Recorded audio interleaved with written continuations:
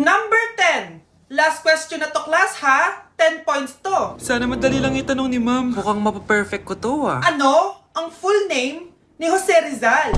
Full name? Akala ko full name niya na yun. Dinuro ba yan ni ma'am? Kung nakikinig talaga kayo sa discussion natin, alam nyo kung anong full name niya. Alam ko lang yung full name ng crush ko. Ano ba kasi full name niya? So wala palang nakikinig sa akin, ha?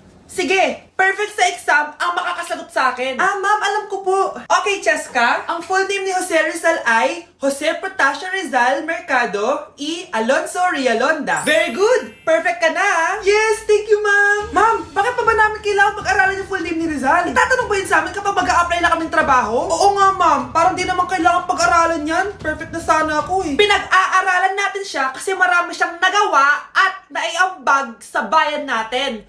Eh, kayong dalawa, ano naiambag nyo? Di ba puro lang kayo reklamo at panigat sa bahay?